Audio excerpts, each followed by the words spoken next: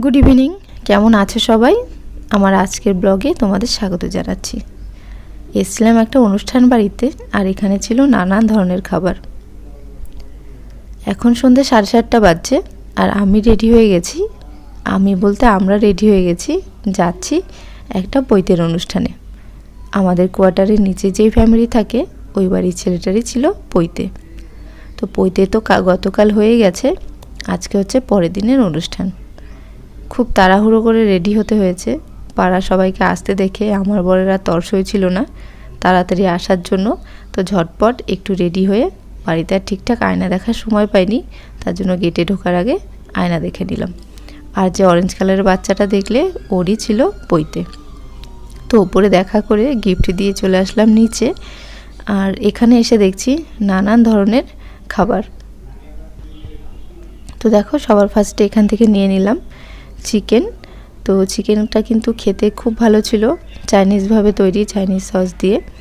আর একটু তিল ছিটানো ছিল, যে সাদা সাদা তিলগুলো থাকে। আমার তো খুব ভালো লেগেছে, শুভ্ররও ভীষণ ভালো লেগেছিল। দুবার নিয়েছিলাম, কিন্তু এত ভালো লেগেছিল। তো তারপর এখান থেকে নিয়ে নিলাম কর্ন। তো আমি ফার্স্টে ভেবেছিলাম এটা চিকেনেরই কিছু হবে, জিজ্ঞেস করাতে বলল এটা কর্ন দিয়ে তৈরি। প্রথমবার খেলাম, ভালো লেগেছে, কিন্তু মানে কর্ন যে এতটা টেস্টি হবে এরকম করলে, এটা আমার ধারণায় ছিল না। তো দেখো, খাওয়া দাওয়ার পর একটু তোমাদেরকে পুরোটা ঘুরিয়ে দেখালাম। এখন যেহেতু ওই সন্ধে ওই 8টার মতো বাজছে, তার জন্য মানুষজন ছিল, কিন্তু পরে কিন্তু আরও বেশি মানুষজন এসেছিল। তো দেখো, তারপর এখানে নিয়ে নিলাম।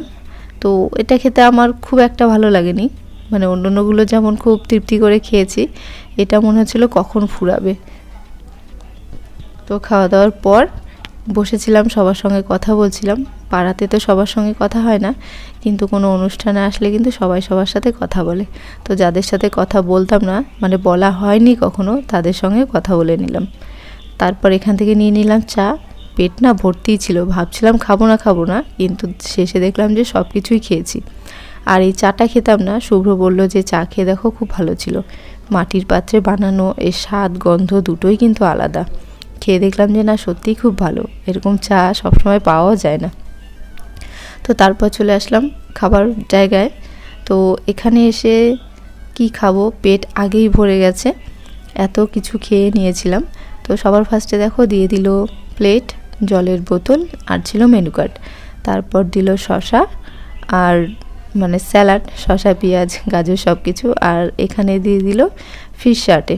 তো ফিশ শার্টেটা খেতে খুব ভালো ছিল, প্রত্যেকটা খাবারই কিন্তু টেস্ট খুব ভালো ছিল। শুভ্র নেয়নি, আমিই শুধু নিয়েছিলাম।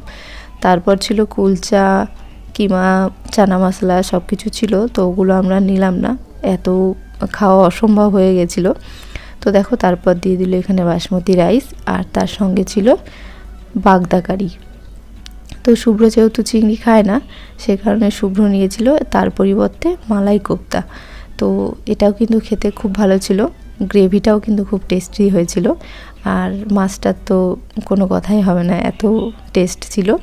তো দেখো, তারপর চলে এসছে বিরিয়ানি, আর এটা ছিল মাটন বিরিয়ানি।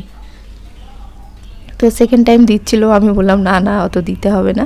তো দেখলাম যে না, আলু ছিল, বললাম শুধু আলুটা দিন। মানে এত খেয়ে ফেলেছি যে এখন এত টেস্টি বিরিয়ানিটাও বেশি খেতে গেলে অস্বস্তি হচ্ছে আর কি। তো খুব কষ্ট করে আমি খেয়েছিলাম। আর মাটনটাও ছিল কিন্তু একদম তুলতুলে নরম, খুবই টেস্টি। আর তারপর দেখো দিয়ে দিল হচ্ছে এখানে মাটন কষা, এই যে দিয়ে দিল তারপর মাটন কষা। সব মিলিয়ে কিন্তু দারুণ ছিল খাবারগুলো। তো দেখো, তারপর দিয়ে দিল আমের চাটনি, আর এইবার মানে এই বছরের প্রথম আমের চাটনি খেলাম। তারপর দিল পাঁপড়, আর ছিল রাজভোগ, বেক, কালাকাদ। তো ওইসব আমি কিছু খাইনি, শুভ্র খেয়েছিল। আর আইসক্রিমটা খেতাম না, চলেও আসছিলাম, তখন একজন বলল যে আইসক্রিম খাবে না। ওনার কথাতে আমার মনে পড়লো আইসক্রিমের কথা, কিন্তু খেয়ে দেখলাম যে খুব ভালো ছিল। তারপর নিয়ে নিলাম মিষ্টি পান। তো পান খেতে খেতে বেরিয়ে আসলাম, আর এখন এই যে বাড়িতেও যাচ্ছি। তো তোমাদের ভালো লাগলে একটা লাইক করো, চ্যানেলটা সাবস্ক্রাইব করো। তো চলো, বাই, দেখা হবে নেক্সট ব্লগে। ভালো থেকো।